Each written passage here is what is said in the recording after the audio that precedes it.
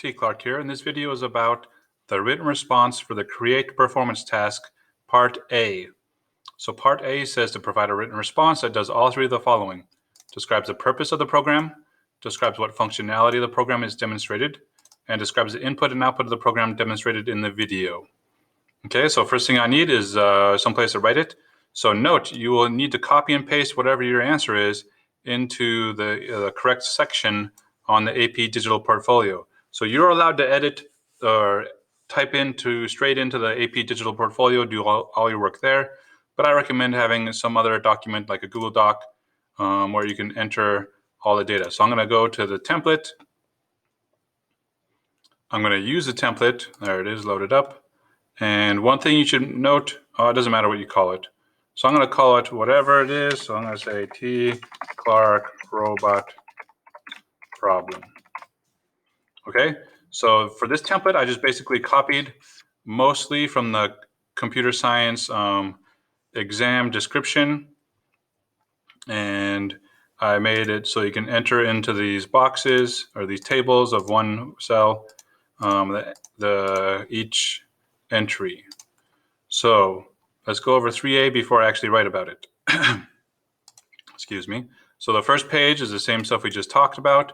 One thing to note is that it's 150 words for all parts. So each of these three boxes is going to be about 50 words each. 50 words, and I'll show you how you can check that in a second. Okay, so scoring, I like the new prompt, like I said before. The new prompts this year are good because the prompts match the scoring exactly. So I took this from the scoring. You can check the scoring guidelines there, or the document from College Board. Okay, for this point, you also have to have the video. So if you have a good written response, but your video is not the best or doesn't show off your code or whatever, you won't get the point. So there's only 6 points to get for this create task. So the first point is part video and part 3A. Okay, my hints are make sure you use the words input and output in your responses. It describes how the user interfaces with the program and how the program gives back output, either graphically, audibly, or if you're just having text output. Describe the purpose. So the purpose of the program, the purpose is not to, I want to get a 5 on the AP exam. That's a good purpose, but that's not the purpose of your program. The purpose of the program is the goal or the objective of the program. So what is the program doing? So my program is a mole mash game where the users have to tap the moles to get points. Or my program is a dice app where the user simulates rolling a dice. Or if it's a game, the purpose of my program is to have a game where the user runs around, hit power up blocks, grabs coins, and completes the level. So it's the purpose of the program and what your program is doing, basically. And make sure you connect to the video. So you have a short video, 20 to 60 seconds or so, and make sure you write what is shown in the video. So you can only have one feature working, that's fine, but make sure you write about that, make sure you show it off. So if you're not 100% done with your program, that's fine. Most people aren't, but make sure you're writing and you're showing off in the video that part that actually works. Okay, then there's a checkpoint for all 3 things, basically the same 1, 2, and 3. Okay, so 3A, B, and C, so let's do it. So I had my program, the robot one, where I had the inputs. Okay, so what did I have to say? The purpose of my program is to create an easily modifiable robot problem template, modeling the robot problems on the APCS principles, multiple choice exam. Okay, so that's what I did. So I just took this program that I already wrote for the APCS principles robot that lays out the grid. So I'm going to be talking about how it lays out the grid. I'm not going to talk about how it moves or senses or can move or anything of that stuff, because I'm going to focus on what is shown in the video. So the video about the video is above this one. It should be. Okay, so what am I going to, what does it do? It dynamically will draw the grid given various dimension inputs. And if you have mistyping, that's fine. Don't worry about it too much, but you should at least do the spelling and grammar check. Okay, so that's good. I fixed all my typos probably. And triple check, you read through it. Okay, make sure it's what you wanted, and make sure it has keywords. So I talked about my inputs there. What else do I want to talk about? Okay, the next one is describe what functionality the program is demonstrated in the video. Okay, so the video, I just took it so I can talk about it. Shows the grid. So you should always take the video first. When you're doing this, you should do the video first, step 2 first, then do the written response, and then copy your code over. Copying your code over is super easy, but you might want to make some modifications to your code before or as you're doing steps 2 or 3. That way you cover your base. So what was I saying? This video shows the grid. I'm going to say various colors of boxes. So it's a grid of boxes, either filled in, autocorrect it for me, is being created after I prompt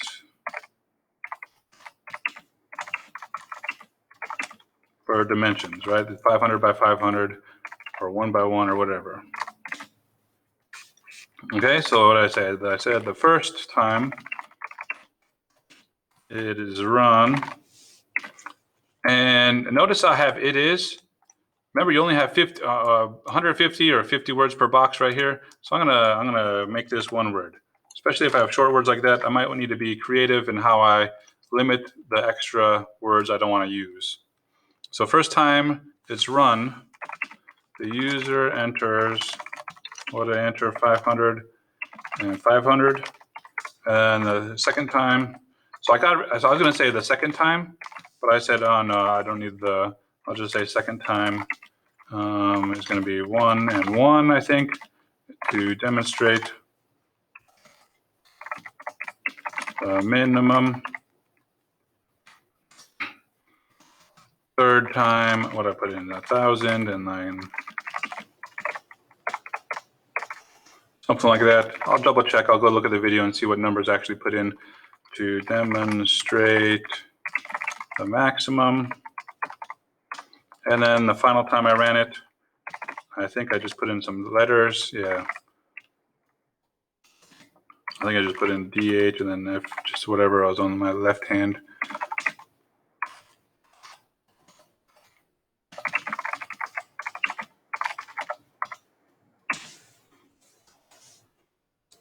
Okay, so what I was doing, and okay, so that's that. Describe what functionality the program is demonstrated. Double check, triple check. Okay, that shows off the video. Various color boxes, that's what it does. Okay, next one says describe the input and output of the program demonstrated in the video. So I said users enter, or I'll use not enter, input a number for the width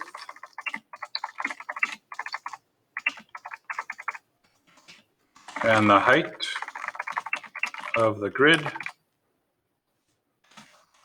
This allows the grid to change dimensions and for use on different sized displays.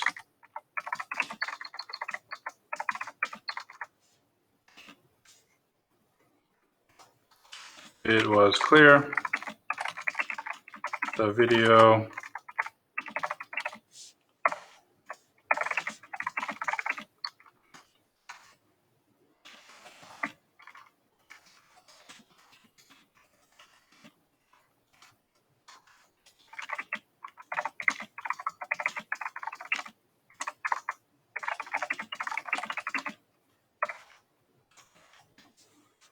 okay, so I was talking about what the user input and then how it showed it was too big for the display.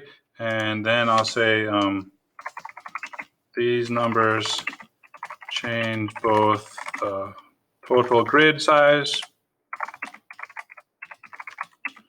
as well as the proportional box sizes.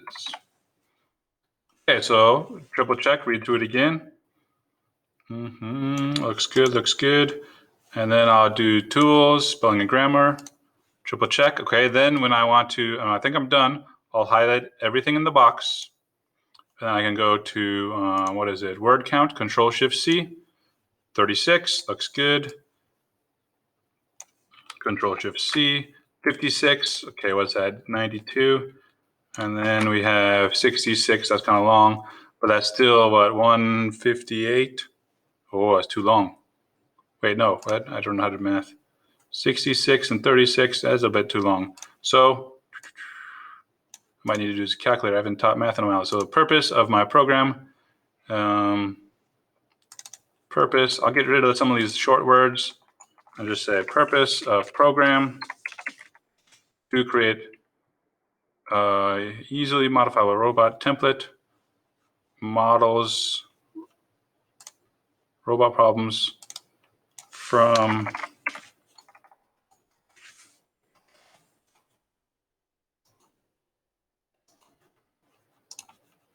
okay, video shows the grid with various box so colors of boxes. Let's just say box colors. You can change some words there to get rid of some of that extra text. So then users input in numbers. So a number. No, get rid of just put numbers. There we go. For width, the width, no, just width and height. So there we go. Got rid of some extra words there. So it looks like we're probably underneath.